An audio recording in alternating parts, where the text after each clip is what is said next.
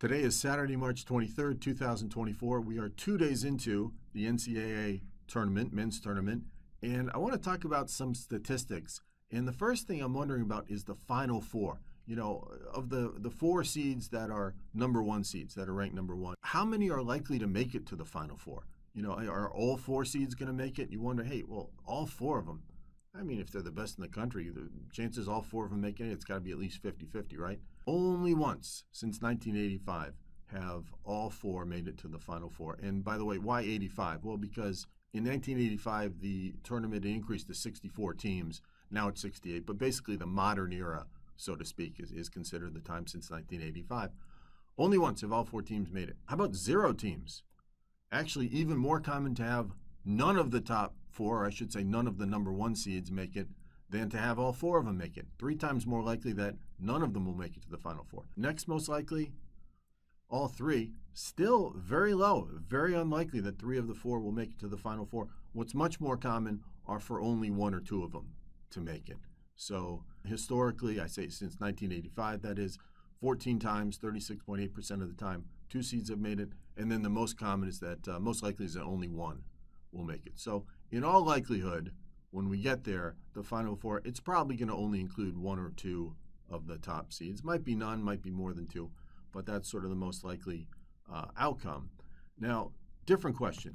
Let's talk about the seeds. The odds of winning the tournament by bracket seeds. So what does that mean? The lowest seeded team to ever win was the number 8 seed, and that was Villanova in 1985. Villanova shocked everybody and won. And number 8 seed. So if you looked at the national rankings before the tournament started, Villanova probably wasn't even in the top 30. I mean, you talk about a shocking win. It was an incredible victory. How about a 7 seed? That's a pretty shocking victory too, right?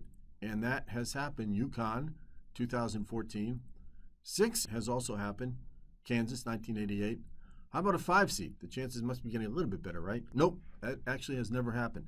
And what I think that indicates is how incredibly unlikely it is that you'll have a 6 or a 7 or an 8 seed. It's just incredibly hard for a low-ranked seed to win the whole thing. Number 4, that's happened twice.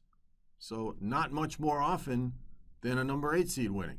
Number 3 seed, well, more likely than a number 4, but I don't know, 11%, that's not very often. Number 2, not even much higher than that. So really, what is highly likely, very highly likely, is that at least one of the number 1 seeds will win the whole thing. Now, you know, it's kind of an interesting fact when you go back to what we talked about before of how many of the number 1 seeds are likely to make it to the Final Four. So, if you knew nothing about college basketball, right, and all you knew was that the 4 number 1 seeds, those are the 4, and you asked, if you picked one at random, you asked, what are the chances that that team will win? 15.8%.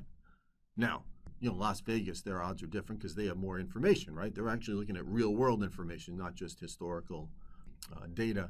And what does Las Vegas think?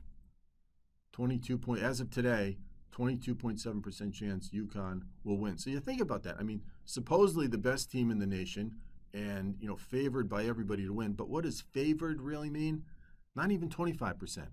Lots and lots of other possibilities than the number 1 ranked team winning the whole thing. So if you found that interesting, hope you'll click the like button, share it with your friends. Please subscribe to the channel. And I'm curious, who do you think will win? Feel free to leave it in the comments. We'll see you in the next video.